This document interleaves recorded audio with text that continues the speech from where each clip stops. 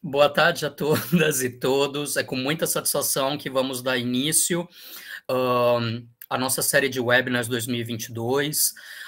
Hoje é com muita satisfação que nós temos dois convidados que muito nos honram com a presença aqui, que é o Pedro. Pedro, me corrija se eu estiver errado, Steenhagen, é assim que pronuncia?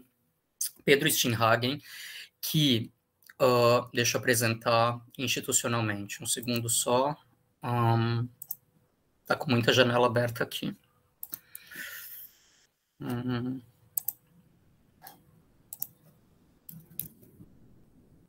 Agora foi. Prontinho. Que é coordenador de impacto do Observa China e pesquisador e doutorando em política internacional pela Fudan University. E como debatedor, nós temos aqui conosco, também agradecendo desde já a presença dos dois, Paulo Caputo, que é mestre pela McGill University, também diretor executivo da BRICS The Catalyst. Então, hoje, pessoal, o tema do webinar é sobre ferramentas inovadoras no âmbito acadêmico e iniciativas digitais como dinamizadores, né, catalisadores de pesquisa acadêmica. Então, antes de passar a palavra para os apresentadores, né, para o Pedro e para o Paulo, eu gostaria só de apresentar um pouquinho institucionalmente as atividades que o grupo vem desenvolvendo. Então, eu vou rapidamente partilhar a tela para partilhar isso com vocês. Lari, prepara os links, por favor, primeiro do Linktree, que é o primeiro que eu vou apresentar. Obrigado, Lari. Então, pessoal, está aparecendo já, Rafa? Tá começando... foi. Tá apresentando. Foi. Pessoal, esse aqui é o Linktree do grupo de pesquisa, onde nós colocamos um pouco das atividades que estamos desenvolvendo, né? Então, a gente tem uma página no Facebook, então fica o convite para quem tiver interesse curtir a página, porque assim vocês vão recebendo as atualizações, né? Nossa, hoje tá bem devagar o negócio aqui, hein? O que tá vendo, hein? Foi. Então, onde a gente atualiza aqui os webinars, tem as informações do seminário internacional, então fica o convite para quem tiver interesse curtir a página, de forma que vocês vão recebendo as atualizações aqui pelo perfil, tá? Então, esses são os webinars passados, aqui embaixo tem as informações do seminário internacional, então, aqui. Eu vou fechar, porque eu acho que ele não está gostando de muita janela aberta. Da mesma forma, a gente tem a nossa página do Instagram, onde a gente vai colocando também as atividades que a gente tem desenvolvido. Então, quem tiver interesse, a gente convida para seguir a página, assim vocês também vão recebendo as atualizações. Se você puder, Lari, por favor, colocar a página do perfil do Insta, assim o pessoal pode acompanhar. Nós temos também o nosso perfil do YouTube, que é onde a gente tem dividido nossas atividades em playlist. Então, deixa eu vir para a página inicial. Está todo mundo convidado a se inscrever no canal, que aqui vocês também vão recebendo as atualizações do que é postado. Caramba, isso.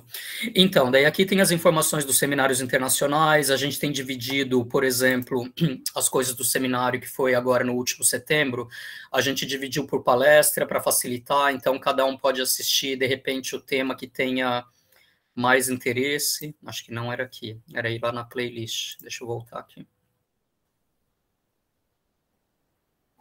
Nossa, com publicidade ainda por cima. Rapaz... Vamos lá. Prontinho, acho que eu tenho que colocar, ver playlist completa. Isso. Então, daí quem quiser, por exemplo, assistir a palestra direto do Oliver Stone, que eu encontro aqui, quem quiser ver todos os temas, eles estão separados aqui por vídeo, de maneira que não precise assistir um vídeo de 2 horas, né? Então, vocês podem achar as palestras mais direcionadas, né? Então, fica o convite. Da mesma forma, a gente faz o upload dos webinars que a gente tem organizado. Então, esses foram os desenvolvidos em 2021, agora a gente está com uma nova playlist dos webinars de 2022, que a gente faz o upload assim que terminar. Não estou nem vendo aqui, Rafa, depois precisa ver a lista do webinar 2022, porque que não está aparecendo aqui na playlist. Então, está todo mundo convidado para se inscrever aqui no canal, e é uma das plataformas que a gente também interage com quem tem interesse nas coisas que o grupo vem desenvolvendo. Esse aqui é uma atividade que a gente também conduz, que é um blog de economia política contemporânea, onde a gente coloca, além dos eventos, a gente coloca notícias da ordem do dia, né, aqui sobre saúde global e diplomacia, sobre perspectivas do FMI para o Brasil em 2022, crise em Honduras, os desafios para o Brasil no Conselho de Segurança da ONU, né, que pleiteia o assento permanente, mas agora vai ocupar o lugar de forma não permanente. Então, quais são os desafios dessa empreitada, tensão na Ucrânia e assim por diante. Então, a gente também divulga materiais, divulga eventos. Então, quem tiver interesse, é só vir aqui no fim da página.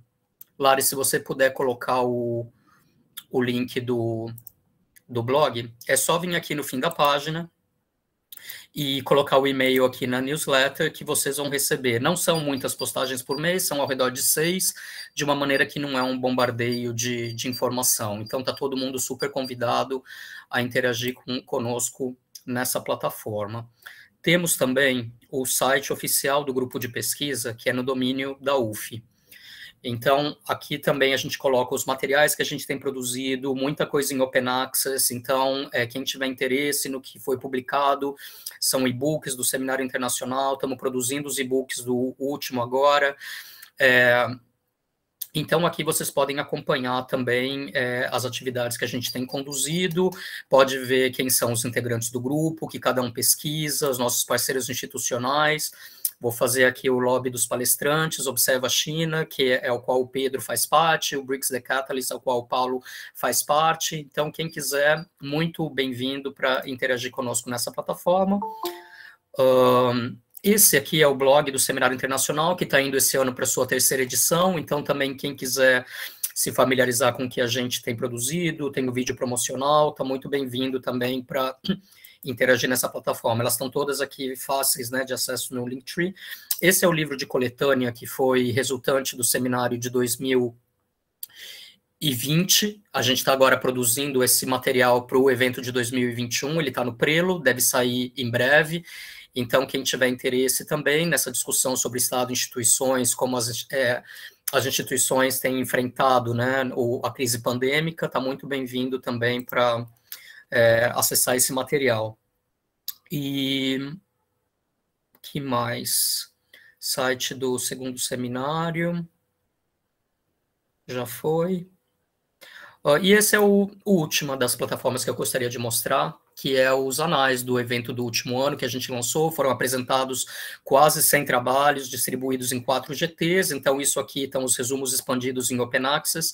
Quem quiser interagir com o conteúdo que a gente tem produzido, né, sobre governança global, sobre políticas em perspectiva comparada, tanto no âmbito nacional quanto internacional, sustentabilidade e meio ambiente, e também governança global, né, Estado, instituições e governança, estão super bem-vindos para acessar esse material em Open Access que está no site do evento. Então, os artigos completos disso estão no prelo, então vão sair 4 e-books disso, e era isso que eu gostaria de partilhar com vocês, que estão bem-vindos para acompanhar nossa série de webinars, que a gente realiza vou para a apresentação aqui, com periodicidade mensal. E sem maiores delongas, dando as boas-vindas a todas e todos, passaria agora a palavra aos palestrantes. Então, gostaria de agradecer a todos os presentes do grupo de pesquisa, que dão suporte para todas essas redes. Sou muito grato, genuinamente grato, e a todos que também vieram. Então, Pedro, nesse momento, passo a palavra, agradecendo novamente a presença. Yuri, prepara os slides. Então, Pedro, a palavra está contigo. The floor is yours. Muito obrigado, Gabriel. É um prazer estar aqui com todos vocês. Agradeço imensamente o convite. Vejo aqui várias pessoas conhecidas nessa chamada, inclusive, né, obviamente, o próprio Gabriel, a Rafaela, pessoas que acompanham o trabalho. A gente está aí conectado justamente nas redes, né? Isso que a gente vai falar um pouquinho hoje também. E bom, para comentar sobre o tema que foi selecionado, né, para esse webinar, vou falar um pouco da Observa China, da história, o que a gente faz né, e como que a gente consegue, enquanto uma ferramenta digital, né, a gente nasceu digital e se tornou ainda mais digital com a pandemia, como que a gente consegue trazer inovação para o âmbito acadêmico, como que a gente consegue impactar a pesquisa. Fiquem à vontade, obviamente, para fazer suas perguntas ao longo da apresentação, depois a gente comenta. E, bom, mais uma vez é um prazer estar aqui, inclusive ao lado do Paulo. Paulo não conheço pessoalmente, mas já ouvi muitas histórias, inclusive a Observa China nasceu, né, começou a ser pensada junto com o BRICS The Catalyst. Enfim, eu não estava em Beijing nessa época, mas o Thiago Bessimo, né, que é o nosso diretor institucional no Observa, sempre fala muito do Paulo, da iniciativa da BRICS The Catalyst. Nossa coordenadora de comunidade, inclusive, a Aline T10, é também parte da BRICS The Catalyst, da Shumien. Isso demonstra também, né, a interatividade que nós temos enquanto organizações que estudam China. Né? Várias pessoas fazendo parte de várias delas, pesquisas e iniciativas que conversam entre si. Então, isso também é muito interessante. E a Observa China, ela veio com essa ideia de ser, então, uma rede independente, né, para profissionais e estudantes com uma paixão por entender e debater a China. Né? Essa parte da paixão é importante, porque tudo que envolve essa grande paixão pelo tema, acho que move, né, outras pessoas também a estudarem o tema, a se interessarem mais por China, por tópicos relacionados ao país. Então, pode passar, por favor, o slide. E a primeira pergunta, né, por que Observa China? Justamente porque o pessoal que criou Observa China no início, eu ingressei na organização no ano passado, em maio de 2021, então um pouco mais aí de um ano depois que a Observa China havia sido criada. Já mais para frente na apresentação até posso comentar dos fundadores, né, quem que estava lá no início. E a ideia era justamente, como o nome diz, observar a China, porque no Brasil havia focos de estudos de China, mas muitas vezes não conectados entre si, ou então focos mais acadêmicos, mas que não conversavam tanto com a sociedade como um todo. Acho que é um aspecto da academia brasileira que eu vejo que cada vez mais, né, os professores e os pesquisadores têm tentado mudar, tirar essa distância da academia e da sociedade, da academia, da interação entre academia e governo, academia, iniciativa privada, academia e sociedade civil. Enfim, então, a Observa China veio com essa ideia de tentar conectar os diferentes polos da sociedade como um todo, né, de pessoas interessadas em China. Então, a nossa ideia inicial era justamente de observar a China, né, trazer para o Brasil também um apanhado de conhecimento sobre China em português. Isso também é uma parte importante da organização.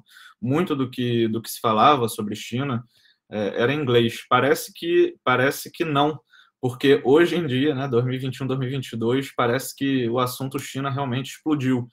Mas quando eu comecei a estudar China, a nível acadêmico, né, já tinha um interesse muito grande no país, já pesquisava sobre a história, mas a nível acadêmico eu comecei a estudar China no meu mestrado. Isso foi em 2017, na PUC-Rio. E o BRICS Policy Center estava iniciando a pesquisa sobre China ainda. Né? Eu entrei no BRICS Policy Center na época, em 2017, para fazer parte da primeira pesquisa sobre China, né, mais aprofundada em China, sobre investimentos chineses na América Latina, do Think Tank. Então, junto com a professora Maria Helena Rodrigues. Então, é interessante parar para pensar isso, como que o assunto evoluiu de lá para cá, né? Como que a China chamou a atenção de tantas pessoas em um relativo pouco tempo, né? E de forma atrasada, porque a China, né, já é principal parceiro comercial do Brasil desde 2009, por exemplo. Então, como que a gente demorou a chegar nesse momento? Ainda tem muito para caminhar, mas realmente parece que o assunto China deu uma explodida no Brasil. Então, a nossa ideia era essa, né? Trazer, dinamizar mais o assunto, as temáticas sobre China no país e em comunidades também de língua portuguesa. Então, por favor, pode ir para o próximo slide. E aqui eu trago um breve panorama sobre nossa missão, nossos valores, né, nossa visão. Um aspecto fundamental da Observa China é justamente que a gente busca organizar uma comunidade pensante e conectada. Essa questão do conectada é extremamente relevante, né? A Observa China ela busca ser não só um think tank, puramente, né? Ou seja, uma organização com impacto social, que faça pesquisa, que gere impacto social, que tenha uma conexão com o governo, com a entidade da sociedade civil, enfim, e com o setor privado, mas é também um think and net think, ou seja, a gente busca realmente promover um networking entre pessoas que estudam China, que trabalham com China, que têm interesse em China de uma maneira geral. Então, essa questão do conectado é muito importante. O aspecto de comunidade que a Observa China busca promover é uma parte integral da sua essência, digamos assim. E estudar a China também na sua relação com o mundo, né? Inclusive com o Brasil, com a América Latina e, particularmente, com os países de língua portuguesa do sul global. O Brasil, enquanto um país do sul global, enquanto promotor de cooperação sul-sul, um importante ator, né, na região e também no mundo, a gente sentiu essa necessidade de buscar uma maior associação com outros países de língua portuguesa, levar mais conhecimento em língua portuguesa, justamente para poder que ele não fique restrito apenas ao Brasil. E, inicialmente, a instituição nasceu sendo formada por jovens interessados, né? Particularmente, as ideias começaram a surgir em Beijing, quase como um centro cultural, um centro intelectual, digamos assim, uma cidade que estava e ainda está em alguma medida, apesar da pandemia, né? Que realmente, enfim, inspira e gera novas ideias. Então, a Observa China surge, né, como uma rede mais focada em jovens e, com o tempo, começa já a expandir, né, para além apenas dessa pegada mais de jovens, né? A gente ainda tem, obviamente, esse foco de desenvolver técnicas, de ajudar a conectar jovens com profissionais mais qualificados, com profissionais já experientes, criar esse networking, criar esse tipo de relação, mas também a gente tenta trazer justamente esses profissionais mais qualificados para dentro da Observa China também, né? Então, não é uma rede, digamos assim, restrita a jovens, né? A gente busca justamente ser o mais inclusivo possível para gerar essa interatividade maior. Então, a visão para o futuro que a gente tem, ela é baseada em 4 valores principais, né? A atuação em rede, que eu já mencionei, a diversidade e inclusão, isso para a gente também é essencial. A gente tem uma parceria, por exemplo, com a Xumian, que a gente está tentando buscar, né? A gente vai tentar fortalecer isso ao longo de 2022, que eles têm um projeto interessantíssimo chamado Vozes Negras. Então, a gente vai tentar, né, promover ainda mais esse projeto maravilhoso da Xumian. Enfim, a gente faz workshops sobre diversidade e inclusão para a equipe. A gente vai, ao longo de 2022, também tentar promover mais eventos. Assim que eu entrei na pasta de editoria, né, hoje eu sou coordenador de impacto, mas inicialmente, quando eu entrei na Observa China, eu entrei para ser editor-chefe, né, houve essa mudança agora no início do ano. A gente conseguiu trazer também a Kelly Ferreira, uma excelente profissional que hoje está tocando a pasta de editoria, professora, inclusive, da PUC Campinas. E a minha primeira entrevista, né, que eu fui fazer foi justamente com um professor de Taiwan sobre questões LGBTQIA+. Então, a gente tem essa preocupação constante também com diversidade e inclusão, de trazer mulheres para a equipe, de promover interesses de mulheres. A Tauana também, uma profissional excepcional que trabalha especificamente com isso, né, iniciativas para mulheres, e que é a nossa coordenadora de recursos, é diretora de recursos. Então, esse tópico também de diversidade e inclusão é primordial para a gente, né? A gente tem a Maria Carolina, que toca essa área especificamente, ela é diretora de integridade e ela lida diretamente com essas questões. É uma preocupação constante nossa dentro da Observa China. A questão da independência, né? Então, justamente para a gente poder pensar a China da maneira adequada, sem necessariamente ter influências externas, seja dos Estados Unidos, seja da Europa, seja da própria China, enfim, a gente tentar criar uma concepção nossa, né, de análise China, uma concepção vinda do Brasil, né, pensando os interesses brasileiros, pensando o que é interessante para nós, enquanto pesquisadores, enquanto acadêmicos, enquanto profissionais de China, fazermos para conseguirmos construir relações com os chineses, com a China, de maneira positiva, e pensando, né, nessa relação também para o futuro. E a questão da lusofonia do sul global, que eu também já mencionei. Então, por favor, se puder ir para o próximo slide. Então, assim, de maneira geral, alguns dos nossos objetivos, né, qualificar e ampliar o debate sobre a China, conectar profissionais e estudantes que já trabalham ou querem trabalhar com a China, esse ponto também é muito importante. Muitas pessoas que vêm nos procurar têm vontade de trabalhar com a China, não fazem nada relacionado à China ainda, né? E o interessante do nosso espaço é que a gente consegue conectar, por exemplo, nos nossos eventos, para quem participa sabe, a gente tem desde diplomatas ativos ou aposentados nos nossos eventos, né? Membros do setor privado, advogados, sócios de grandes escritórios de advocacia, membros do setor privado, estudantes de graduação, professores. Então, o nosso público é muito variado e a gente consegue promover, né, facilitar essa interatividade entre as pessoas. Então, aquela ideia de comunidade que eu tinha mencionado antes.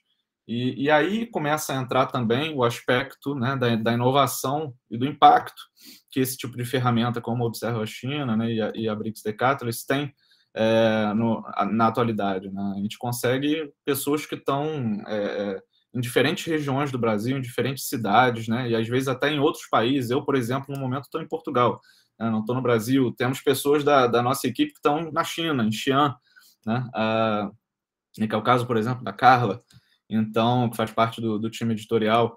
Então, a gente consegue conectar pessoas em variados lugares, né, de diferentes áreas do conhecimento, enfim, e a gente consegue conectar, né, pessoas também de diferentes momentos da carreira, para que essas pessoas possam ter uma maior interatividade, umas ajudarem as outras, e promover essa conexão, né, que a gente gosta tanto de ter, né, esse objetivo.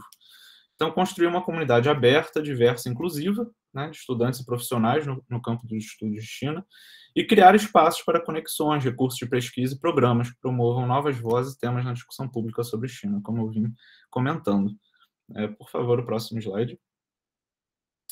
E aí, falando muito rapidamente como observar. Aí, por favor, pode ir para o próximo. A gente tem uma abordagem, né, baseada nesses 3 pilares básicos, que é a questão dos espaços. Então, a gente busca criar espaços de discussão com temas e pessoas cativantes, né? Entra a questão da paixão que eu tinha mencionado, é importante justamente para atingir as pessoas, chamar mais atenção, e voltada para uma comunidade interessada em China, mesmo que as pessoas ainda não estejam não tenham ingressado na área, né? Como eu mencionei, tem muita gente que tem vontade, busca a gente para conselhos, para ajuda com o processo seletivo, querendo fazer networking, querendo conectar com outras pessoas que fazem parte da rede. Então, a gente recebe, às vezes, até... e aí, né, a gente não pode aceitar, por exemplo, para colocar no site, a gente tem um espaço de membros no site, a gente recebe, às vezes, candidaturas para se tornarem membros até de adolescentes, né, que estão no colégio, querendo conhecer mais sobre China. Então, isso mostra também até a carência que existe no próprio meio escolar, e isso, uma outra organização, a Sabe a China, também faz muito bem, né? Nasceu com a intenção de tocar justamente nas escolas e em jovens, ali na faixa justamente da adolescência, e isso mostra a carência que a gente tem de informação sobre China, né? A Observa a China, ela vem justamente para tentar suprir parte dessa carência, junto com outras organizações já mencionadas, né, como a BRICS The Catalyst, Sabe a China, Xumian, Radar China, enfim, junto com outras organizações, justamente para trazer mais o assunto de China, via internet, via ferramentas digitais, que é uma possibilidade que é aberta para a gente hoje, e que a pandemia intensificou ainda mais. A segunda questão é da comunidade. A gente busca justamente o crescimento dessa comunidade, que mais pessoas conheçam o trabalho da Observa a China, e que a gente possa gerar cada vez mais valor para os projetos que a gente cria para a comunidade. E aí, a partir desse momento de identificação, né, de criação de mais valor dos projetos, nossa intenção, então, é que haja um crescimento dos nossos grupos, das listas de e-mails, das pessoas que participam ativamente da rede, justamente para que a gente possa começar cada vez mais a gerar impacto, de fato, né, como é a atuação de um Think and Act Tank. Por favor, o próximo slide. Então, agora eu vou falar um pouquinho de quem somos, né? Pode até ir para o próximo, por favor. Trazendo aqui uma rápida estrutura organizacional, não vou perder muito tempo nisso.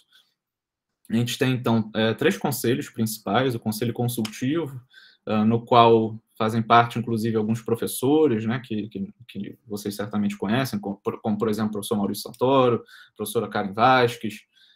Temos também o Conselho Estratégico, que o grosso dele, né, quem faz parte, são justamente os membros fundadores que não estão mais presentes ativamente no dia a dia da organização, mas que ajudam a trazer esse rumo geral, quando a gente vai montar nossos planos, por exemplo, nossos planos anuais, e o Conselho Fiscal.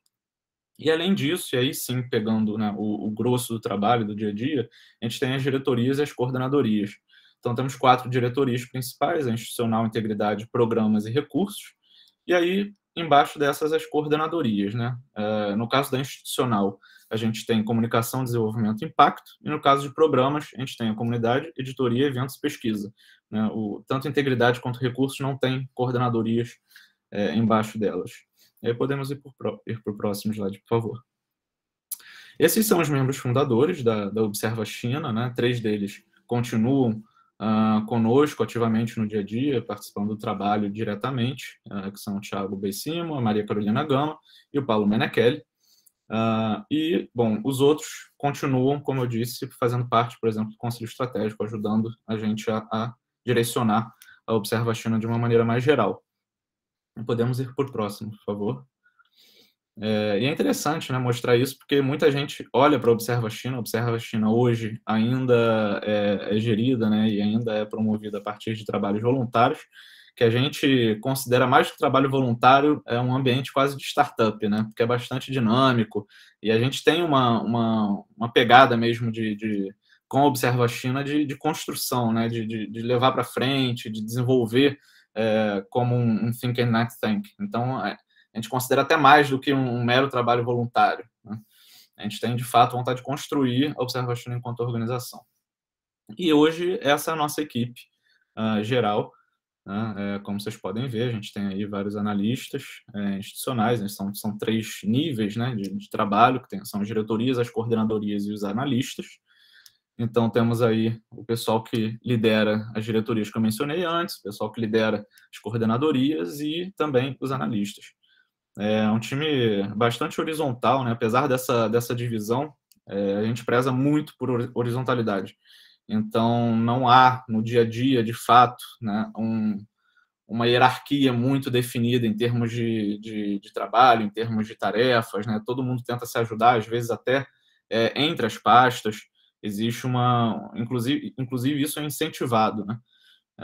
Justamente com essa ideia de trabalhar em rede, né? Da gente, todo mundo se ajudar, da gente conhecer o trabalho das outras pessoas. Isso também é muito importante. É ótimo que, embora a gente não se conheça pessoalmente, né, ainda, infelizmente, por conta da pandemia, a gente já chora junto com coisas que tem que chorar, já se alegra com sucessos das pessoas. Enfim, a gente tem construído até para além do trabalho em si, até a amizade também, né? Isso é muito interessante enquanto parte da Observa China. Então, pode ir para o próximo slide também, por favor. É um ambiente muito acolhedor. E, bom, falando rapidamente sobre o que fazemos, eu vou trazer aqui algumas atividades que a gente tem feito, né, que a gente tem montado também para o ano de 2022. Podemos ir para o próximo slide, por favor. Essas atividades, elas giram em torno desses 3 pilares, né? Os eventos, as publicações e as parcerias que a gente monta, apoiando o trabalho, como eu mencionei, né? A Observa China, mais do que ser uma organização que faça um voo solo, digamos assim, para tratar de China, a gente quer ser uma rede, né? Então, lembrem-se do que eu disse, né? Um Think and Act Tank. Então, a gente quer ser uma rede, de fato. Então, isso envolve também apoiar outros trabalhos, né? Não apenas desenvolver o nosso próprio. Não à toa, parte importante do nosso trabalho é o desenvolvimento de parcerias. Pode ir para o próximo, por favor. Então, um primeiro ponto que vai nortear o nosso trabalho ao longo de 2022, e foi criado para esse ano, foi montado para o plano de 2022, são as conversas, né? Então, a gente chama de conversa um período de 2 meses em que todos os projetos da Observa China vão convergir em torno da discussão de um tópico amplo sobre a China ou a comunidade de estudos de China. Por que a gente fez isso? A gente notou que a gente está crescendo enquanto instituição e que muitas vezes a gente acaba agindo de maneira reativa às coisas que acontecem, né? Então, os temas vão surgindo, né, naturalmente, ao longo do ano, e a gente vai reagindo a esses temas.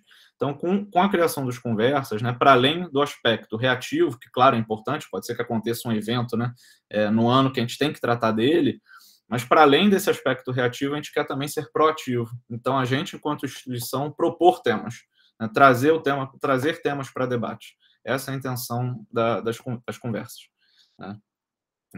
Enfim, ao final de cada conversa, a gente vai ter esse painel com convidados, né, e especialistas da Observa China. Podemos ir para o próximo, por favor. A gente vai retomar o Papo China. O Papo China já é um evento que existiu antes na Observa. A gente vai retomar o Papo China com outro molde a partir desse ano.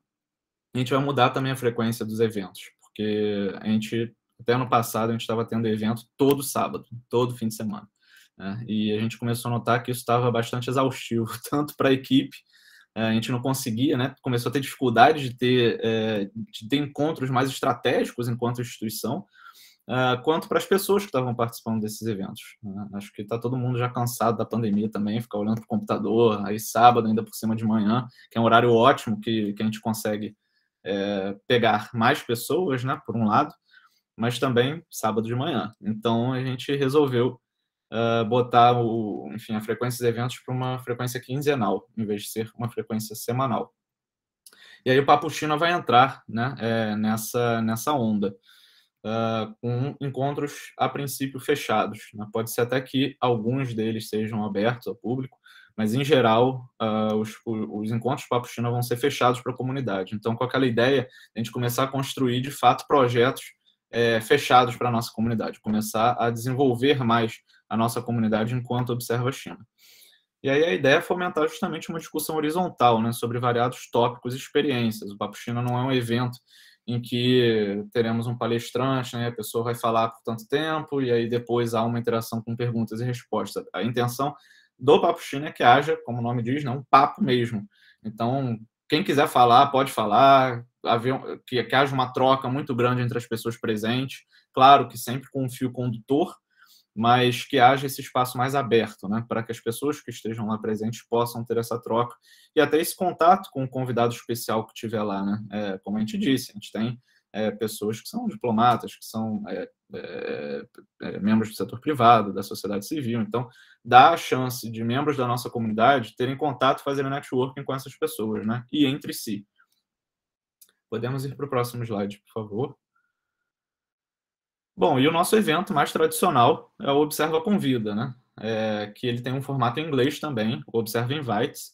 Então, até o ano passado, o que acontecia era que a gente fazia 3 Observas Convidas, né, por mês, e um Observa Invites, no mês aí com 4 semanas, né, 4 sábados.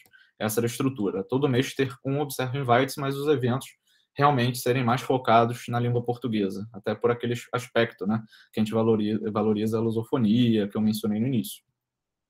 E, bom, no Observa Convida, esse evento mais tradicional, em que a gente faz o convite a uma pessoa, né, que seja referência na área, que a pessoa mesmo escolhe o tema sobre o qual quer falar, então o nosso foco é conseguir convidar a pessoa, e a pessoa faz uma apresentação, geralmente de 30 a 40 minutos, o evento dura no total 2 horas, e aí o restante do tempo a gente tem um esquema de perguntas e respostas, né, para essa pessoa especificamente.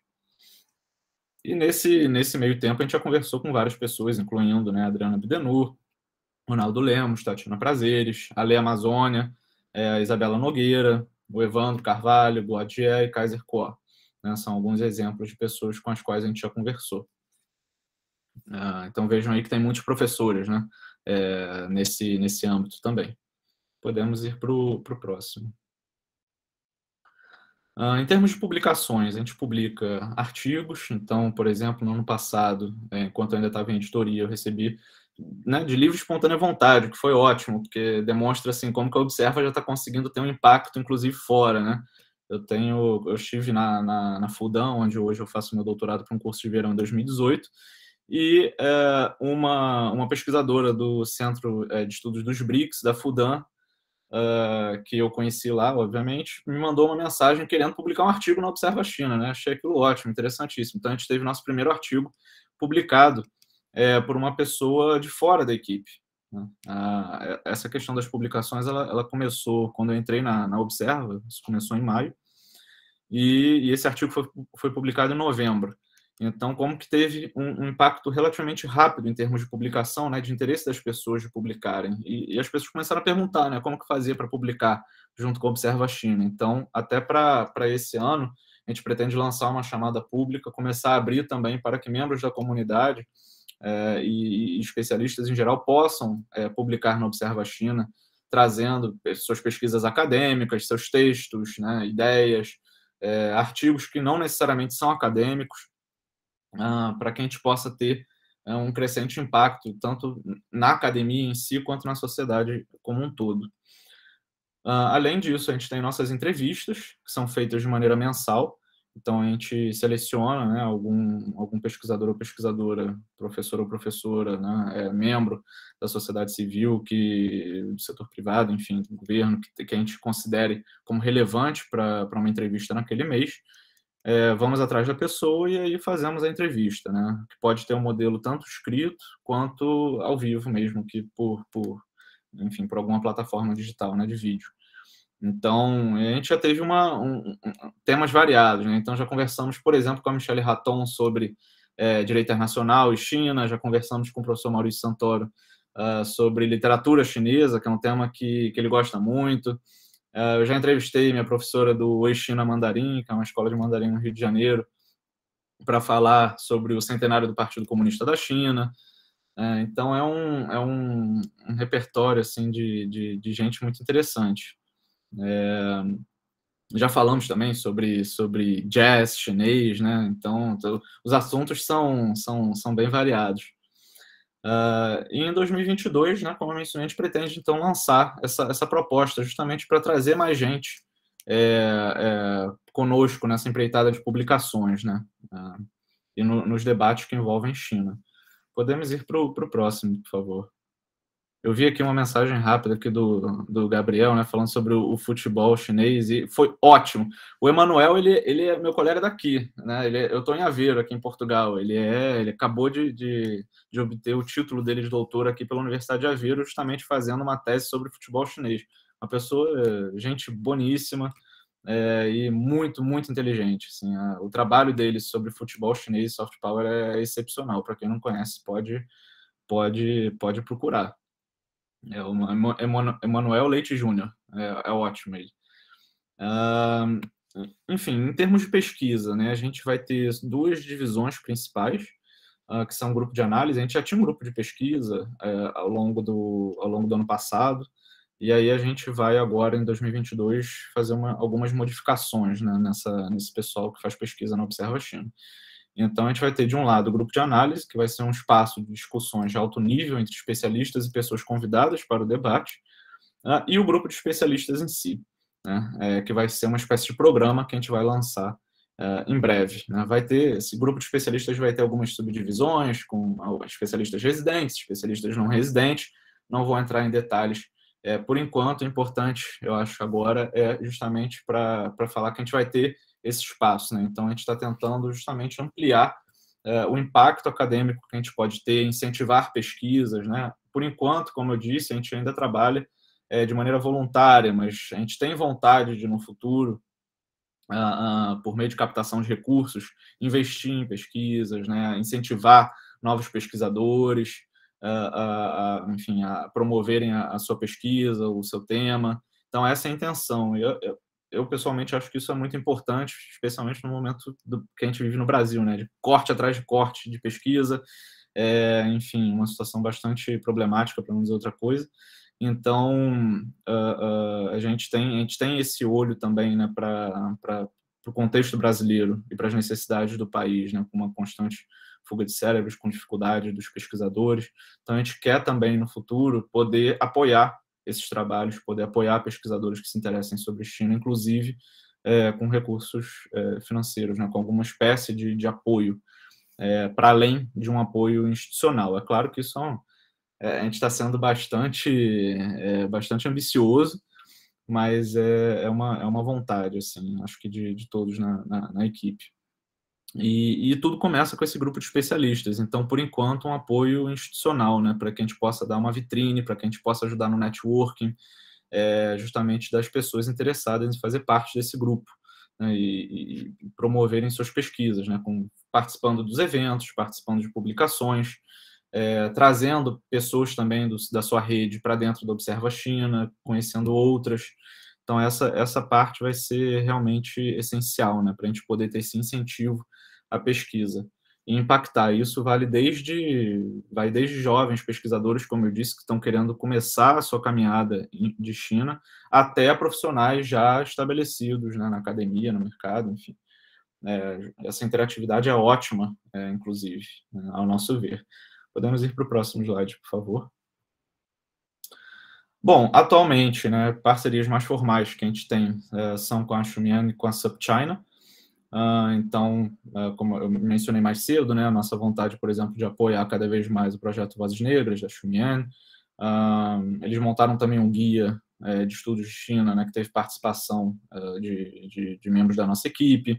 O SupChina é um canal muito conhecido, né, uma instituição muito conhecida, sediada nos Estados Unidos, e a gente tem feito alguns trabalhos de tradução, né, de alguns textos deles para o português. Então, novamente, né, essa pegada de lusofonia, essa vontade nossa de trazer mais conhecimento sobre China para a língua portuguesa. Mas a gente, né, pretende aumentar o número de parcerias formais que a gente tem com outras instituições. Além disso, essas são as parcerias que a gente tem de maneira de longo prazo, né?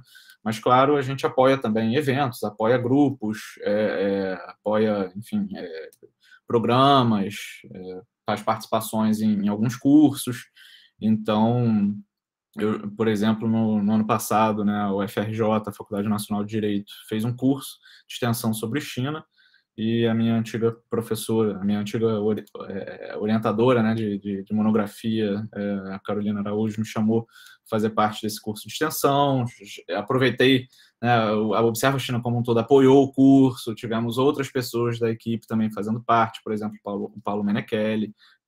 Então, essa interação entre a academia, né, e a Observa China, ela é bem forte e bem importante. Isso que a gente vem tentando fazer também. Então, nossa intenção é ter parceria também com universidades, por exemplo, no futuro. Podemos ir para o próximo slide, por favor. E como eu disse, né, essa é a parte essencial. Tudo que é pensado na Observa China é pensado em torno dos membros, né? É o que a gente pode fazer para promover a nossa comunidade. E, enfim, o plano para 2022 é justamente a gente aperfeiçoar cada vez mais o programa de membros, né? Engajar cada vez mais a nossa comunidade com novos formatos de eventos, como eu mencionei, e a gente passar a ter um modelo híbrido, né? Então, vai ter uma parte comunidade fechada, né, que vão ser para membros que vão passar por um processo seletivo. Por exemplo, né, o caso do Papo China, que eu mencionei, a intenção é que sejam eventos já mais fechados. E vamos ter uma parte com a comunidade aberta, né, organizada em ferramentas digitais. Então, nós temos grupos, por exemplo, no WhatsApp, temos grupos no Slack, estamos nas redes sociais, que depois eu posso mostrar para vocês. E a intenção é que a gente interaja, né, com essa comunidade aberta no evento do Observa Convida, nessas ferramentas digitais, e que a gente possa ter trocas nesse sentido, mas que a gente também tenha projetos e programas específicos para a comunidade de membros. A partir do momento que a Observa começa a crescer e começa a ter mais valor nos projetos que abarca, a intenção é que a gente tenha justamente essa comunidade mais fechada, que sinta, né, que faz parte, de fato, de algo mais especial, de algo que realmente tem valor. Então, podemos ir para o próximo slide, por favor. Impacto, né? Temos aí mais de 50 aparições na imprensa de membros da equipe, né, de membros variados. Então, temos, por exemplo, né, o Paulo Menechelion, que publica bastante, o Felipe Porto, né, que faz parte do time editorial também, o grande conhecedor de China, né, também já foi para lá, fala muito bem mandarim, assim como, enfim, vários outros membros da comunidade. Enfim, a gente tem tentado, né, ter mais aparições na imprensa, fazer alguns acordos com alguns canais midiáticos, participar de eventos. A gente está o tempo inteiro tentando, mais do que apenas promover também a Observa China, a gente começar a levar o nome da Observa China para eventos, para falar de tópicos gerais sobre China, né, não só sobre a Observa China também, mas levar debates sobre China. Enquanto representantes da Observa China, a gente tem tentado fazer também muitas publicações. Então, como eu disse, né, a editoria na Observa China começou apenas, eu ingressei em maio, mas a gente começou a publicar apenas em junho que nós realizamos nossa primeira publicação, e de lá para cá já temos mais de 20. Né? Então, a coisa evoluiu de maneira bem rápida, particularmente, né, que eu até faço um agradecimento especial aí ao pessoal que trabalhou comigo esse tempo todo na Observa China. É um trabalho, na editoria foi um trabalho corrido, né, muitas publicações em relativamente pouco tempo, particularmente aí o Felipe e a Carla, que tiveram comigo desde o início. E também hoje, né, temos a Tainá, temos a Nayara. Então, a equipe editorial, inclusive, é a maior da Observa China, né, em termos de analistas, o que demonstra esse trabalho que a gente tem se preocupado cada vez mais de promover essas publicações, né, por meio de artigos, de entrevistas, enfim.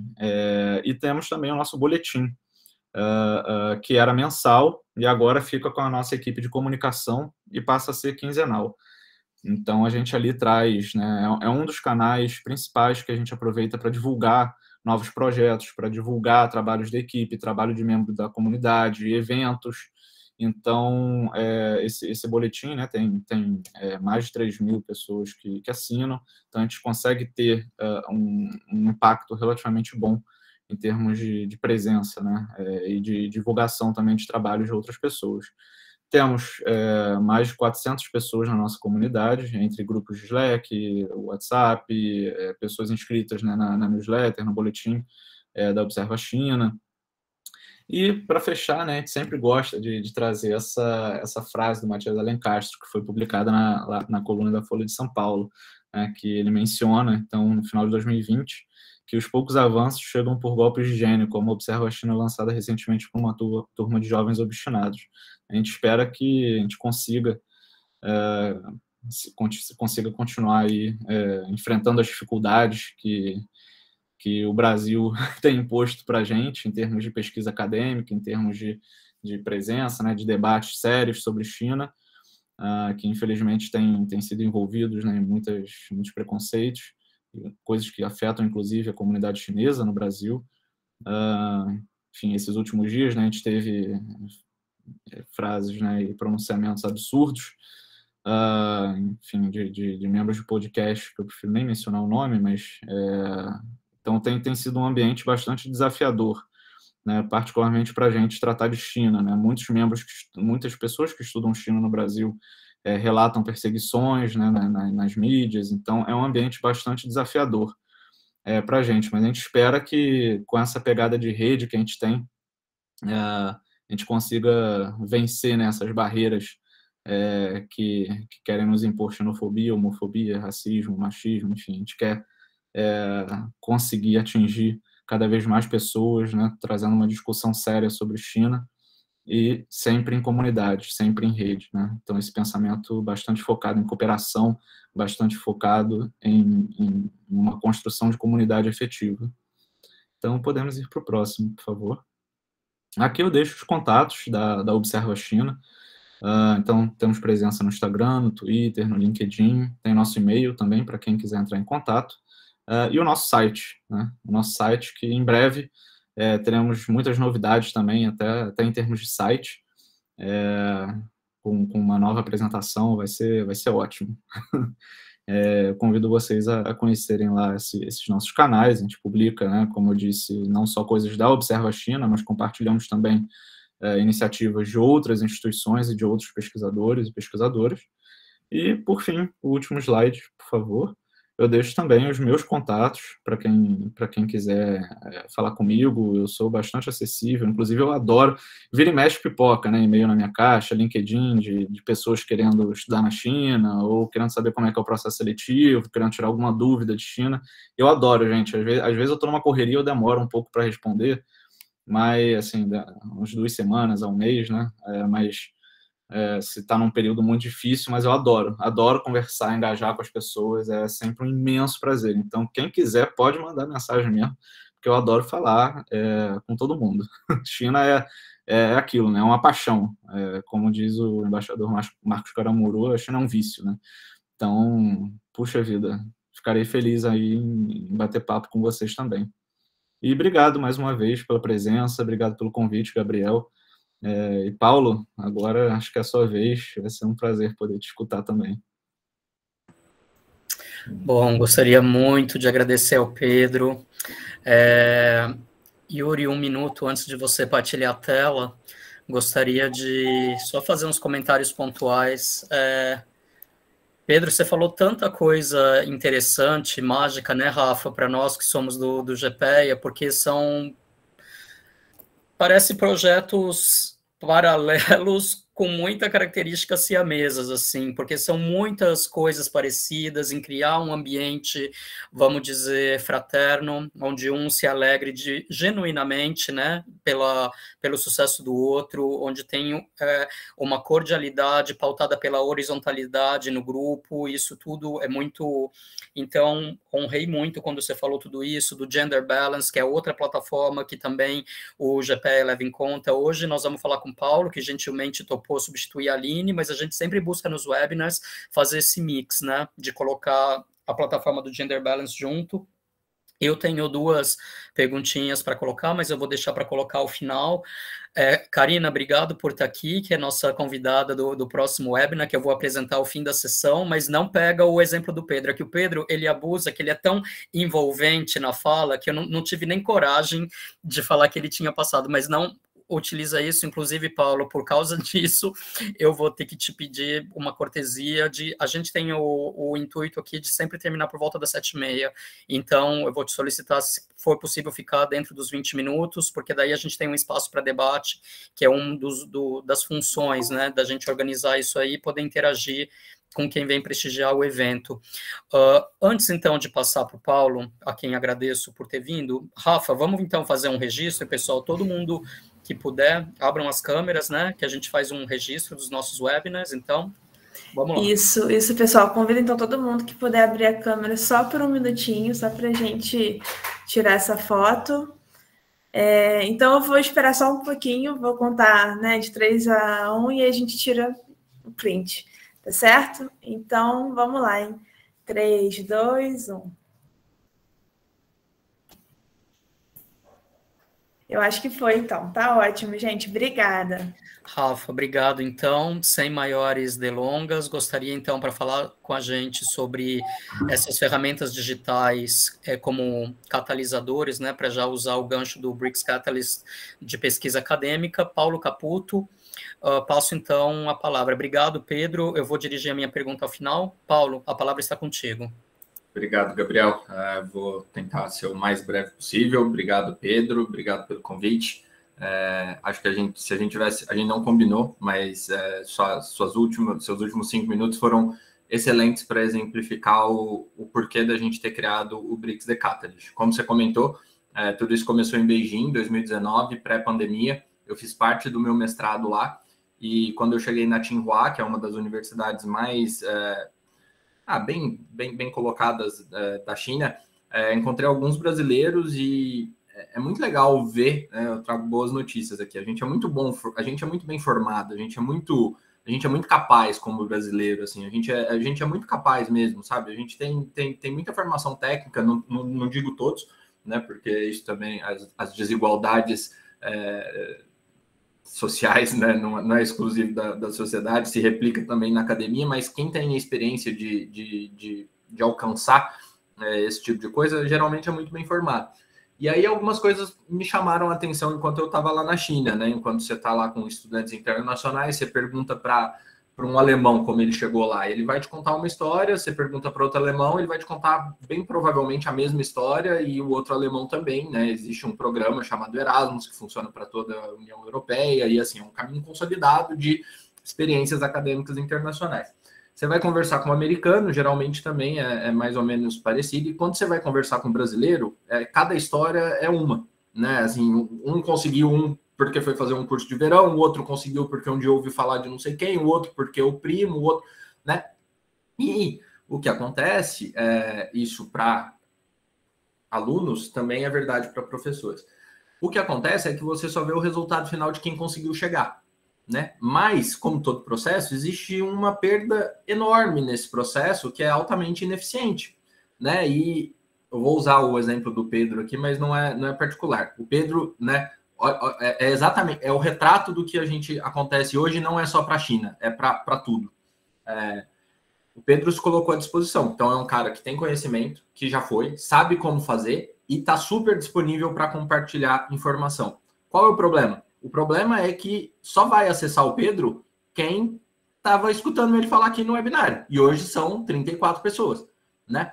Então, esse modelo de interação acadêmica ou de cooperação acadêmica que a gente tem no Brasil, não digo exclusivamente assim, mas em sua grande maioria é um modelo feudal, né? Onde você só vai a partir do momento que você conhece determinadas pessoas, ou que você conhece determinados professores, ou que aqueles professores têm aqueles contatos, etc, etc, etc. E se você colocar isso dentro de um processo histórico, você vê que existe um certo monopólio, ou uma certa... todo mundo quer ir para os Estados Unidos e todo mundo quer ir para a Europa, o que é normal. Só que quando você vai para a China, ou quando você vai para a Índia, ou quando você vai para os países dos BRICS, você vê que os próprios americanos e os próprios europeus cada vez mais estão indo para a China. E quando você sai da China, ou quando você sai de algum desses países e volta para o Brasil, parece que você entrou num túnel do tempo, só que andando para trás. E tem muita oportunidade, mas essas oportunidades não acontecem. A gente tem, eu acho que 8 milhões de estudantes em graduação e pós-graduação, e se você colocar nos últimos 10 anos, no último levantamento que a gente fez da base de dados do CNPq, foram 300 alunos, né? E eu tenho certeza que a China poderia receber 8 mil por ano, né? Assim, a China tem uma escala industrial muito grande. Então, para que existe o BRICS The Catalyst? Assim, para catalisar mesmo, a gente não está fazendo nada, a gente não quer, inclusive, fazer nada de diferente do que já existe. Né? O Gabriel está estudando, o GPEA está estudando, a UF tem um centro excelente de pesquisa sobre China, sobre BRICS, assim como a UFRJ, na engenharia, assim como a Unicamp, assim como as grandes universidades e as pequenas também. Como que a gente catalisa isso? Como é que a gente sistematiza isso? Como é que a gente troca informação e faz com que cada vez mais pessoas tenham essas oportunidades, que cada vez mais pessoas conheçam a história de Pedros, de Paulos, de outras pessoas que já foram, que sabem como que é possível e que é possível acontecer. E do outro lado, é muito legal, porque assim, o Brasil é muito interessante de ser estudado, o Brasil, todo mundo, assim, a gente tem uma... soft skills muito legais e que geralmente são muito bem vistas em grupos de trabalho ou grupos de pesquisa, né? Então, o que falta realmente é um pouco de oportunidade e a gente surgiu para isso. Então, no próximo slide, Yuri, eu coloquei algumas palavras, mais ou menos do que a gente colocou de conectar, de trazer informações, de trazer docentes e alunos, e criar ciclos virtuosos de processos que já existem, mas ainda são muito individualizados. Quando eu estava na Tsinghua, conheci um professor, acho até que ele está aqui na live, que é o professor Zé Orlando, da Federal do Rio de Janeiro, e ele começou um movimento 20 anos atrás de ir para os países dos BRICS. Né? Então, hoje ele é professor convidado da Tsinghua, na China, ele é professor da Universidade de São Petersburgo, na Rússia, ele é professor do Instituto de Tecnologia da Índia, e professor da Van Watsburg, na África do Sul. Posso ter pronunciado errado, mas enfim.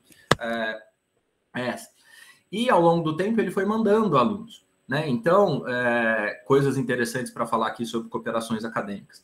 Estudar sobre China é uma coisa. Ter estudado na China é outra coisa. Estar na China é outra coisa. Né? E você tem professores e alunos nesses diversos graus. Se você colocar uma matriz, né, com essas mesmas personas tanto no eixo vertical quanto horizontal, você vai ver que a interação e as possibilidades que essas personas trazem de valor é muito diferente e que a gente precisa construir isso em conjunto, né? Um professor que estuda sobre a China, ele tem muito... vou inverter a lógica. Um professor brasileiro que é professor em universidades da China pode trazer muito valor para um professor brasileiro que estuda sobre China, mas nunca teve a oportunidade de ir para uma universidade chinesa, né? Então, criar essas conexões, abrir esses espaços, compartilhar, isso é algo que está dentro do que a gente quer fazer e do que a gente tem feito ao longo desses últimos 1 ano e meio, 2 anos que a gente começou a criar essa comunidade digital, né? A gente tem uma plataforma, eu acho que está aí, thecatalyst.mn.co, e a gente escolheu uma comunidade que, né, aí já é a parte tecnológica, já é uma parte que eu me envolvo mais. Eu não sou acadêmico, tá? Acho que devia ter feito esse disclaimer antes aqui. Se eu falar alguma bobagem, por favor, não levem para o pessoal. É evidente que existem compreensões diferentes da minha. Mas essa comunidade, ela tem 3 funções. Hoje a gente tem... Pode ir para o próximo slide, por favor, Yuri. Pode ir para o próximo. Dentro da comunidade, a gente tem quase 300 membros, né, dos 5 países dos BRICS, alunos e professores, muito mais alunos do que professores, então estão todos convidados aqui, professores e alunos, por favor, façam parte. Mas a ideia é justamente... A gente criou essa comunidade dentro dessa plataforma que usa uma determinada tecnologia por 3 motivos. O primeiro, ela oferece um feed de notícias ou de informações. Então, todas as oportunidades, todos os relatos, tudo que está acontecendo, a gente consegue colocar ali de forma rede social. O segundo é que ela funciona também como um repositório de informações, uma espécie de Slack. Então, você consegue, né, e isso é o nosso desafio desse ano especificamente para essa parte, imagina você ter um ambiente onde todo mundo que estuda tudo sobre China, sobre Rússia, sobre qualquer coisa, a gente ter todas essas publicações lá. Então, ter a publicação do Pedro, né, do doutorado, ter a publicação do Gabriel, ter a publicação da Rafaela, da outra professora, da Karina, e dos outros professores que estão aqui. E dos alunos também, né? O quanto isso cria sinergias, o quanto isso catalisa pesquisas, o quanto isso cria valor para a comunidade acadêmica. Então, esse é um dos nossos desafios. O segundo ponto é a parte de sistematizar informações. E o terceiro é a parte de EAD, que já está dentro da plataforma e da comunidade. Então, isso faz com que a gente possa criar cursos ou workshops, ou enfim, a gente pode chamar do que a gente quiser, focados para os alunos que querem ir e precisam ter conhecimento sobre isso, como coisas sobre China, como coisas sobre Índia, como coisas culturais, como coisas políticas, enfim, tudo que a gente... já é produzido, tudo que um professor já faz naturalmente numa universidade, mas que nem sempre está compartilhado para todos, né? E eu acho que a gente só ganha em compartilhar.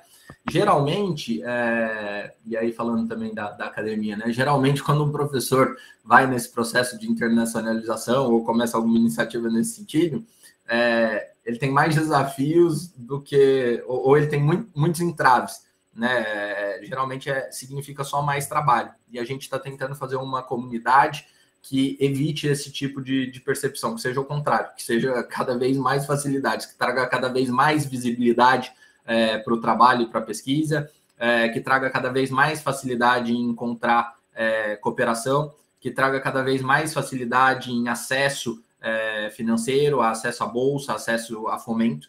Então, esse é o nosso desafio dentro dessa comunidade e que é de pouquinho em pouquinho, de grão em grão, mas a gente está bem contente com o que a gente tem conseguido fazer. Próximo slide. A gente, ano passado, então, começou alguns webinários temáticos, é exemplo disso que a gente está aqui, e sempre aproximando universidades e pesquisadores, professores dessas universidades. Então, a gente teve 2 webinários ano passado, também falando sobre as transformações da Revolução Chinesa, né? Então, tinha lá as 4 grandes transformações, não sei se eu vou me lembrar agora, mas se eu não me engano era agricultura, ciência e tecnologia, defesa e economia. então, ou indústria. E aí a gente começou, e o primeiro que a gente teve foi entre um professor chinês da Jilin University e uma professora brasileira que é professora da Lanzhou também. E ela, inclusive, é da Federal Fluminense, que é a Tatiana Molina. Né? Ela morava na China, estava na Tailândia, né? E ela foi uma das pessoas que falou. O nosso segundo foi com o professor da Tsinghua, né? O coordenador do mestrado de Engenharia de Produção da Faculdade de Economia e Gestão da Tsinghua, professor Wei, com um professor brasileiro da Universidade de Pernambuco, né? Então, da Estadual de Pernambuco, o professor Ademir Nascimento. Então, é criar esses pequenos átomos e juntar, né? Tentar democratizar mais isso, né? É evidente que a USP, que a UFRJ, que as grandes instituições acadêmicas têm mais acesso, têm mais pesquisa, têm mais recurso, apesar de que está tudo sendo limitado e o ambiente parece que está se tornando cada vez mais difícil, mas o nosso objetivo é que isso chegue lá na Federal do Piauí, que isso chegue na Federal de São João del Rei, né? Por que existem, por exemplo, o tema do direito, né? Você tem vários professores falando sobre direito e China, né? Relações internacionais, vários,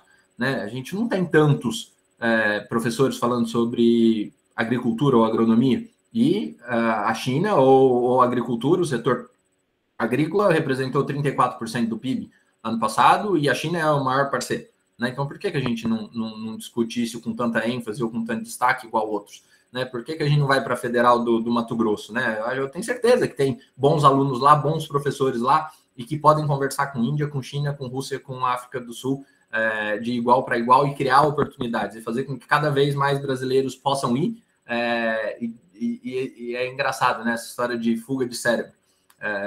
Para mim, isso aí é igual aquela máxima de treinamento para a empresa. Você treina o profissional e ele vai embora. E se você não treinar, o que vai acontecer? A fuga de cérebro, para mim, segue mais ou menos a mesma linha. Né? Se você patrocinar ou se você criar incentivos, as pessoas vão e não voltam. E o que você acha que acontece quando você não faz nada para cá? Né? Então, para mim, é mais ou menos nessa linha. Posso estar enganado, mas para mim essa é um ponto pacífico. E o nosso desafio é fazer com que cada vez mais a gente consiga levar brasileiros para fora e que retornem. Eu acho que ir é uma coisa, ficar é outra, e retornar é outra. Eu mesmo moro fora do Brasil também. E, por fim, a gente tem alguns meetups onde a gente traz essas conexões e essas oportunidades. Pode passar, está correto, Yuri. Pode ir mais um. Então, uma vez por mês, a gente traz alunos que fizeram isso, né? Então, vamos falar sobre agora, inclusive, né? Eu acho que é um recado, se eu não me engano, ainda não fechou, fecha esse mês, né? As bolsas da embaixada para a China, né? Apesar de que ainda está muito incerto essa volta, esse retorno, esses intercâmbios, enfim, mas estão abertas.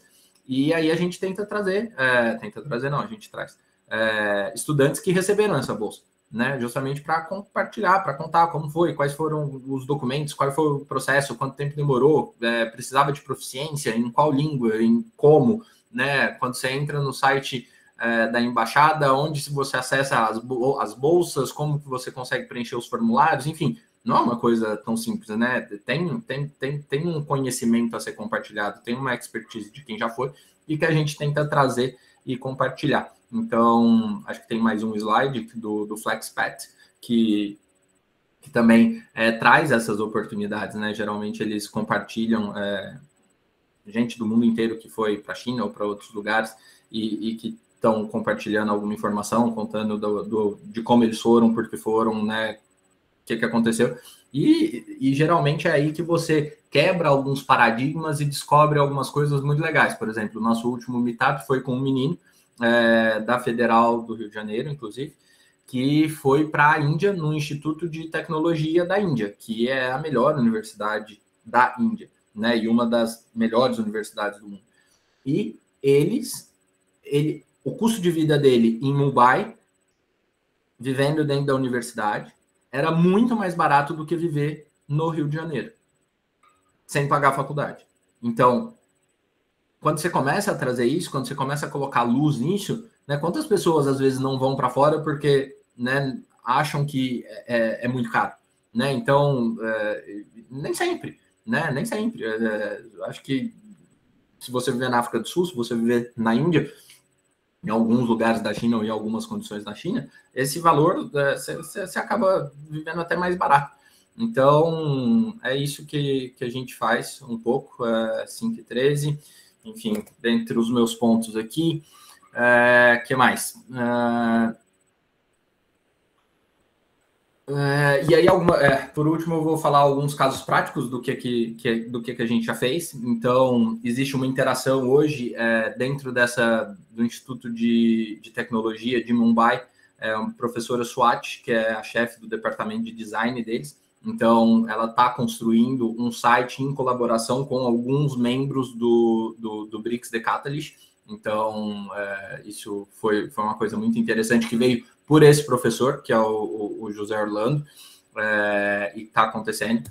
O segundo é uma sociedade científica, que a gente tem esse papel de abarcar e colocar a sociedade científica, porque a sociedade científica te traz muitos professores, e o professor é uma peça-chave do nosso processo, porque o professor, ele fica, né? O aluno, eventualmente, pode sair, mas o professor, ele tem um vínculo, ele tem um período, ele tem um lifetime value muito maior, né, institucional, e isso é importante para fazer o nosso modelo parar em pé.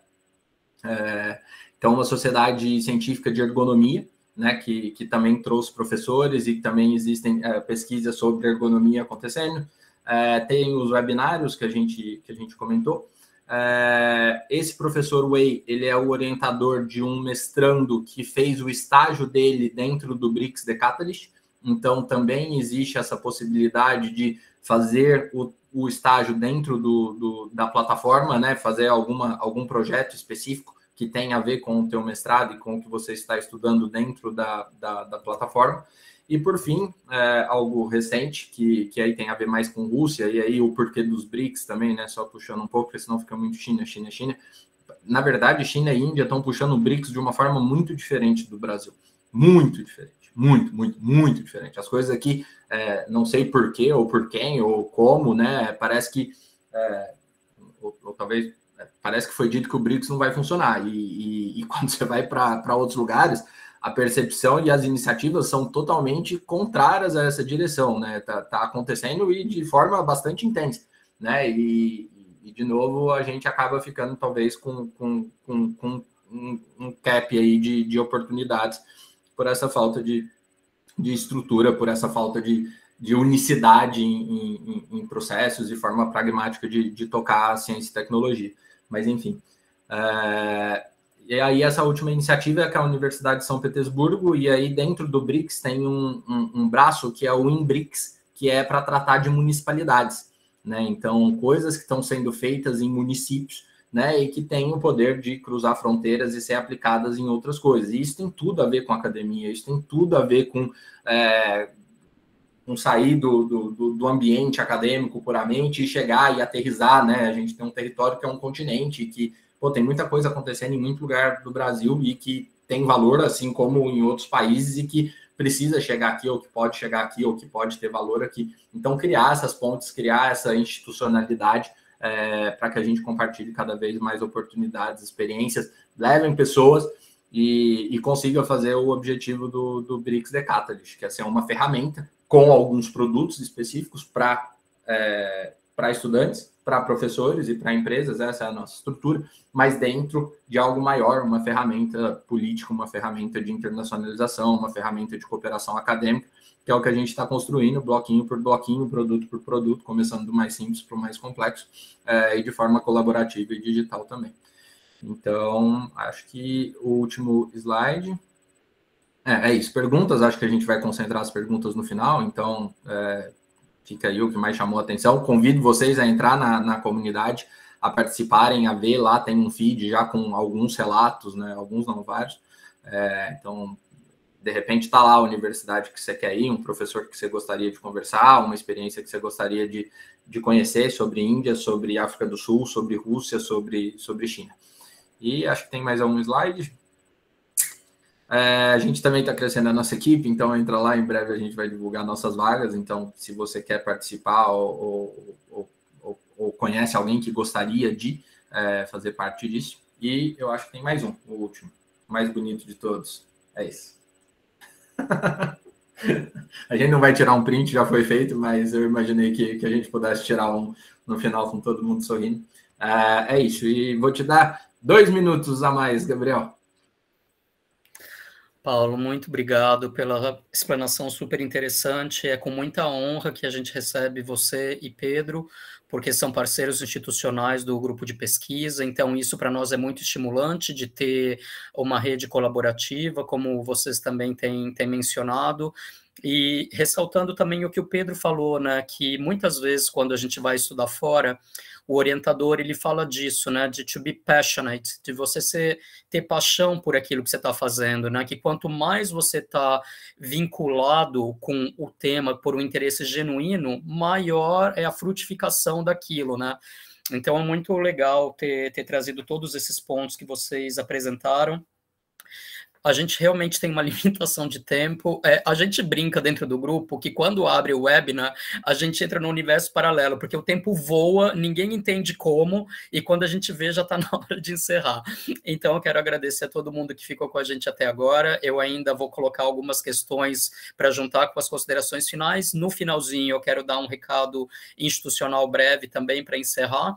Então, eu queria colocar para o Pedro 2 questões pontuais. Você mencionou que a gente está passando por todos esses cortes, etc. Eu queria saber se você tem alguma percepção de como é isso na China, se financiamento acadêmico tem um pouco mais de pulsão do que a gente, ou se isso lá está repercutindo também sei lá, de forma aqui está acontecendo, se lá isso se reproduz ou não.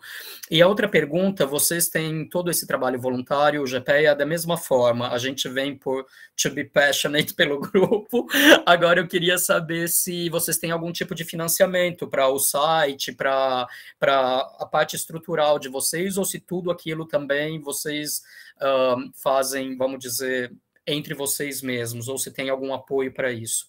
E Karina, que é a nossa convidada, professora da UFPE, levantou a mão, vamos lá. Boa noite a todos e todas. Queria agradecer especificamente esse convite. Eu adorei as exposições do Pedro e do Paulo. Mas então, sendo extremamente breve aqui, eu também tenho algumas questões que eu acho que se misturam um pouco com as questões do professor Gabriel. Primeiro que, Pedro, eu achei extremamente interessante observar a China, porque a gente tem observado cada vez mais, principalmente no contexto global, comparativo, estudos de redes independentes. E essas redes independentes, elas trazem uma importância para a pesquisa, para a extensão, para projetos específicos, principalmente porque, a depender da cientificidade, da metodologia empregada, isso serve até como barômetros, né? Como, por exemplo, o IDEA Internacional, ele já se tornou aqui um elemento constitutivo, parceiro da ONU, e serve como métrica analítica para contextos políticos, geopolíticos. Então, você já tem aqui uma questão extremamente interessante. A minha pergunta ela está mais baseada em algumas questões. Primeiro, se vocês têm uma metodologia de emprego, né, com relação ao Observa China. Eu tenho observado que algumas think tanks, elas estabelecem algumas metodologias parametriciais. Então, acho que isso seria interessante perceber. E outra questão é se a Observa China, ela tem fins econômicos ou não, ou ela funciona mesmo como uma organização não governamental. E passando aqui para o Paulo, só para verificar, assim, adiantar aqui a pergunta, primeiro que, Paulo, eu achei extraordinário o seu senso de humor, e dizendo que o nosso modelo de conexão e oportunidades é um pouco feudal, eu acho que você tem razão. A gente aqui da Universidade Pública, a gente trabalha ainda, né, com essas formas de cooperação que passa por 50 instâncias. Então, eu estou aqui... Eu sou da Universidade Federal de Pernambuco, sou do programa de pós-graduação, tenho uma disciplina no mestrado, doutorado, participo de comissão pedagógica de autoavaliação. Então, assim, são pró-reitoria de pesquisa, coordenação acadêmica, coordenação de pesquisa, para a gente tentar forjar, né, aqui um termo de cooperação que é um pouco complexo. Mas eu acho que o bonito nessa história é essa rede de cooperação, de solidariedade, principalmente entre acadêmicos e professores, a compartilhar experiências. Mas eu queria fazer uma pergunta muito também chave nesse ponto, né? Com relação à forma de acesso. Como é que funciona a forma de acesso à plataforma? Por exemplo, os cursos, obviamente, que eles não são gratuitos. Como é que funciona isso? Ou são gratuitos? Como é que funciona essa forma de acesso? Eu acho que é isso. E queria parabenizar vocês dois, né, pela síntese, pela objetividade e concisão aí das exposições.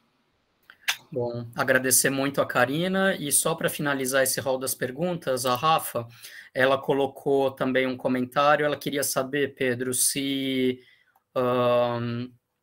Peraí, deixa eu voltar aqui. Ela queria saber se essas iniciativas realizadas da Observa para observar as comunidades de pesquisadores sobre a China. Se já foram realizadas iniciativas do Observa para aproximar a comunidade de pesquisadores sobre China com países lusófonos, como Portugal, Angola, os países de língua portuguesa, né? A Rafa está colocando essa questão. Então, eu ia aproveitar, bom, do BRICS Catalyst, o GPEA fica babando com o design, né? A gente é super fã do design do grupo, o Observa, eu frequentei muito todas essas atividades de sábado, eu sou fã mesmo. Então, para passar para as palavras finais, eu passaria para Paulo, que talvez seja a questão mais da Karina, e depois Pedro, para responder essas com as palavras finais. E, para encerrar tudo, gostaria de dar um último recado institucional. Então, Paulo. Depois, disclaimer também, minha noite é para vocês, então, para todo mundo que mandou pergunta, e eu estou super disponível para ficar e responder tudo até o final, então, né, depois das formalidades, eu estou super disponível, quem quiser ficar até o final, e depois eu respondo tudo. As perguntas da Karina. Então, é realmente feudal, e nem acho que seja por maldade ou por falta... É simplesmente porque sempre foi assim, né? Assim que, né, quando você entrou na universidade era assim, e poucas pessoas têm poder ou capacidade de fazer diferente, e você continua aquilo, né? É assim e vai continuar sendo assim. Só que... esse é o papel das pessoas que pensam de forma diferente e querem fazer coisas diferentes. E a gente costuma chamar isso, Paulo, de burocracia. Mas é mesmo. Só que o que acontece? Do outro lado também tem. Não acha que a universidade russa é diferente. Só que você tem que escapar ou felizmente, eu não sei, não estou aqui para julgar. Nossa estratégia é escapar das institucionalidades nesse momento. A gente não vai bater na porta da universidade, apresentar o BRICS The Catalyst, perguntar se existe um interesse em ter cooperação. Não vai funcionar. Tá claro, já não funciona hoje. Para aquilo que é feito já não funciona, imagina para trazer uma coisa que está fora do que precisa ser feito. Então, o caminho é ir atrás de pessoas que, assim como você, não querem a burocracia e querem se conectar com outros professores que estão em outros lugares e que também sofrem disso e, por sua vez, também querem. Então, tem muito disso, né, quando você vai fazer um market fit, de como se posicionar. Porque se a gente se posiciona como academia, a gente vai ter os mesmos problemas e a gente vai ter um apelo muito pequeno para esse tipo de professor que está cansado de burocracia. Mas a gente não quer esse professor, infelizmente. A gente quer justamente o outro. Só para deixar um pouco claro, eu sou da universidade pública e eu aceitei, quando eu fiz o concurso, que a burocracia ia fazer parte da minha vida, Então, mas vai mudar. Só que ela vai mudar de dentro. Eu vejo que se ela mudar, ela vai mudar de dentro. Ela vai mudar por dentro, ela vai mudar por agentes internos, ela não vai mudar institucionalmente. Muito difícil. Minha visão. Posso estar errada, a gente aposta nisso. Então, a gente aposta em ir em pessoas que justamente já identificaram isso, estão com as suas carreiras travadas por conta disso, têm oportunidades limitadas por conta disso, né? Por causa das N classes, né, que existem dentro das N destinações. Então, você abre um espaço e fala para essa pessoa, olha, por que você não vem por aqui? Tem como, né? Então, essa é um pouco da nossa proposta de valor para professores que estão nesse perfil. E sobre valores e coisas, a comunidade ela é aberta, Então, para fazer parte da comunidade é free, né? É o que você chama, é um modelo freemium. Então, para você fazer parte, não tem custo algum. E os EADs, né? Os cursos, provavelmente, alguns vão ter custos, outros não.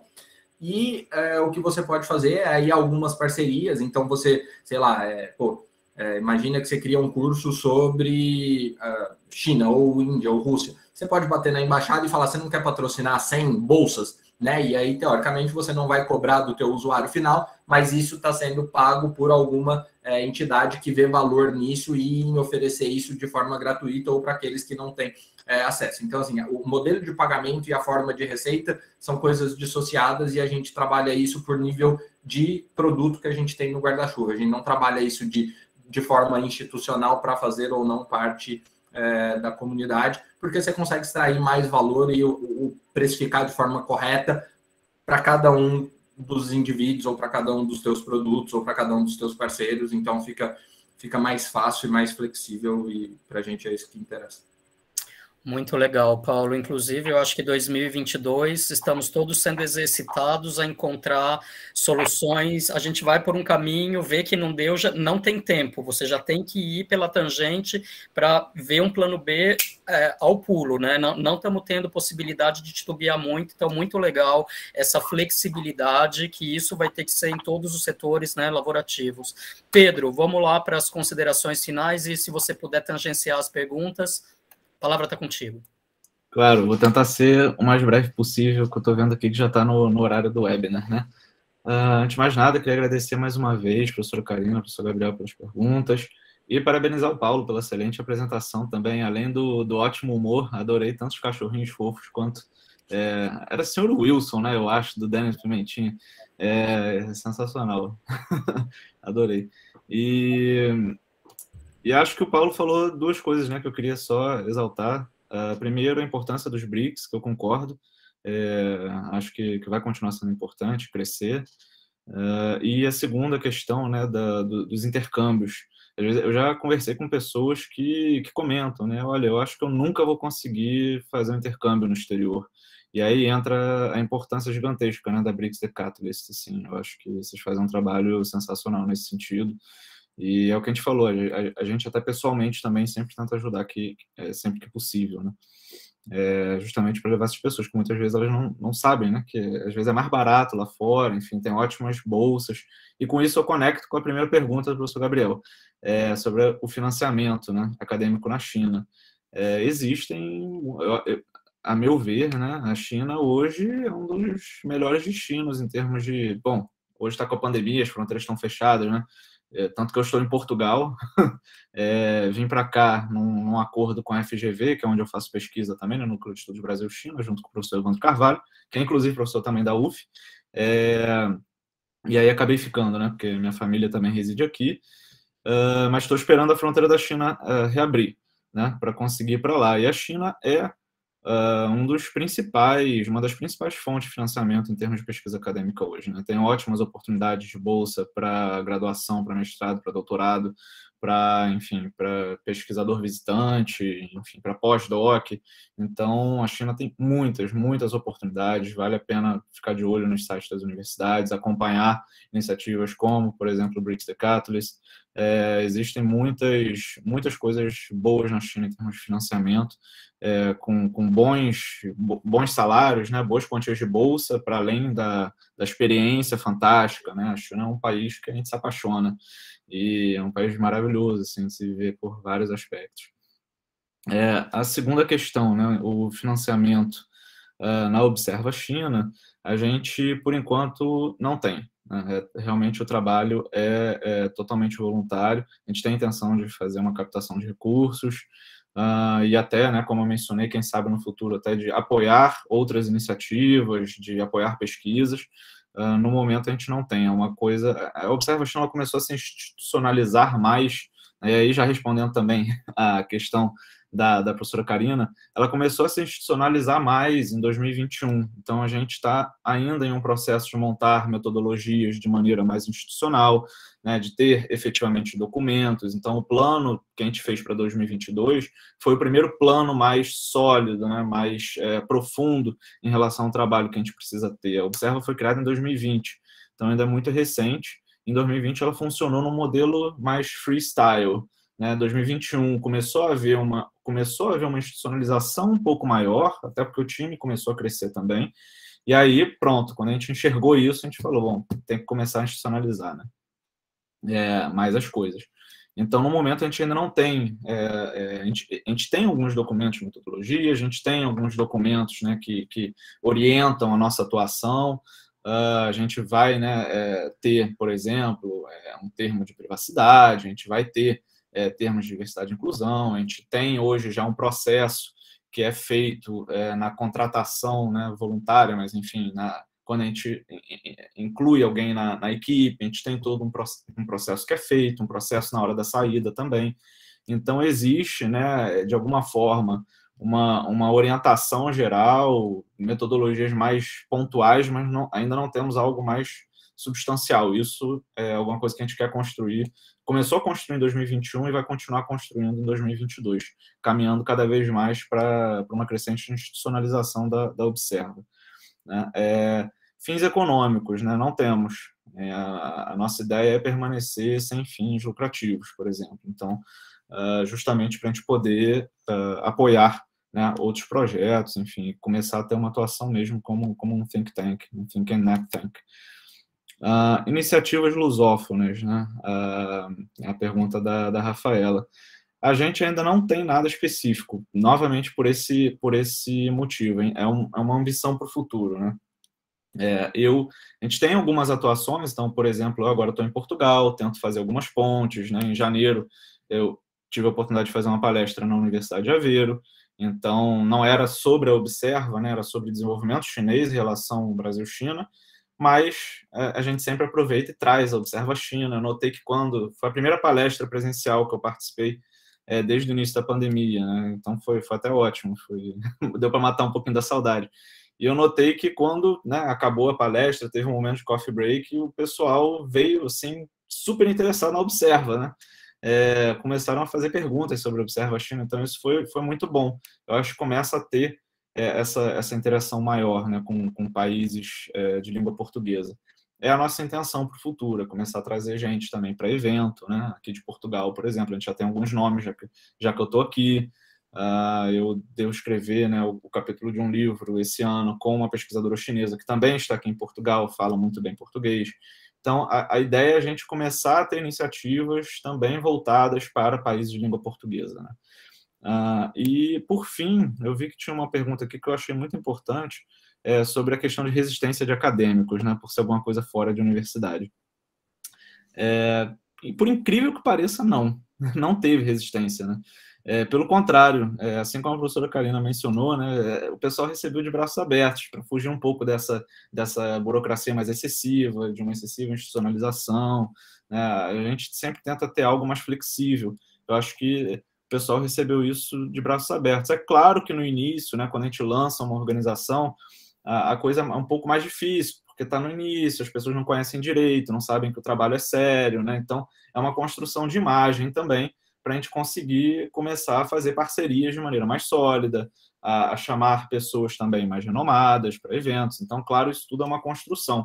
Mas eu acho que desde o início sempre teve muito boa vontade das pessoas que passaram pela Observa China, pessoas que olharam para a Observa China com muito carinho, né, com potencial, vendo o potencial da organização. Então, eu acho que não teve essa... Claro que pode haver de uma pessoa ou outra, né, mas, em geral... pelo menos na minha experiência, das pessoas que conversam da Observa, a recepção foi muito boa, muito calorosa até, né? O pessoal muito empolgado. Pedro, mas também o Observa tem um background acadêmico bem consistente, né? Tem você, tem o Paulo, quer dizer, essa frente ela está muito presente e dando suporte, né, também, então... Eu corroboro com essa informação, assim, não tem resistência e eu vou te dizer do Brix The Catalyst que não tem uma base acadêmica tão forte, né, para dizer nenhuma. Por que isso é indiferente, porque você automaticamente você vai atrair quem quer fazer. Entendeu? Você não vai atrair o professor que tem resistência. O professor que tem resistência, ele nem ouviu falar de você, e se ele ouvir falar, ele não vai participar. Ele está pouco... você traz muito pouco valor para ele. Então, o que, na verdade, é uma benesse, porque você não corre o risco de ter gente chata e que não vai contribuir. Entendeu? Então, proposição de valor, cara, é muito importante para você atrair as pessoas que são interessantes e que vão construir isso com você. Bom, pessoal, então agradecer muito ao Paulo, agradecer a Karina por ter vindo, Pedro, excelente, os dois, excelentes apresentações. Eu gostaria, então, eu vi que tem pergunta do Maurílio, que um pouco foi tangenciada, do Eduardo, agradecer, e eu gostaria de dar esse último recado institucional, que é o convite, que a Karina, já que veio nos honrar, também me ajuda, Karina, a fazer o convite. Então, eu vou compartilhar a tela aqui, Rafa, me avisa se estiver aparecendo.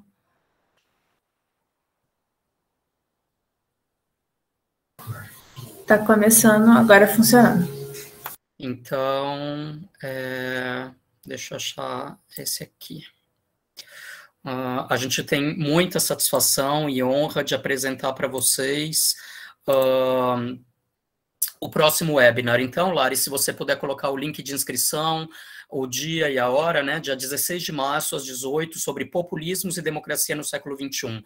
Então, quem vai fazer a apresentação é o Pedro Castelo Branco, que é professor do Instituto de Estudos Sociais e Políticos da Universidade do Estado do Rio de Janeiro, né, do IESP, da UERJ, e a Karina, professora Karina Barbosa Gouveia, que nos honra aqui com a presença, que é pós-doutora em Direito Constitucional e professora do Programa de Pós-Graduação em Direito da Universidade Federal de Pernambuco, PPGD da UFPE. Então, estão todos mais que convidados, podem se inscrever no link, e a gente se vê no dia 16 de março, às 18, com Pedro e Karina. Então, eu gostaria de agradecer imensamente a todo mundo que ficou com a gente até agora, todos os membros do grupo de pesquisa, Karina por ter vindo, Pedro, Paulo, pelas excelentes apresentações, e a gente, então, encerra hoje com muita alegria e bem estimulado, né? Foi muito estimulante ver esse sangue novo, e agradecemos a todos. Então, Lari, se quiser também colocar o negócio... Gabriel, um segundo, por favor. Claro. Primeiro, eu queria agradecer a gentileza e dizer que Paulo e Pedro são iniciativas como a de vocês, que tem trazido aqui para a gente, eu acho que novos momentos, novas reflexões, novas perspectivas, novos caminhos, novas interações. Então, vocês estão absolutamente de parabéns pelas iniciativas, e eu estou desejando muito sucesso, que essa rede de cooperação, solidariedade aumente cada vez mais. Excelente, Karina. Então, pessoal, em função do horário, a gente então se despede por aqui e nos vemos então no dia 16 de março às 18 com Karina e Pedro, e agradecer novamente aos palestrantes, a todo mundo que ficou, os membros do grupo de pesquisa. Até dia 16, pessoal.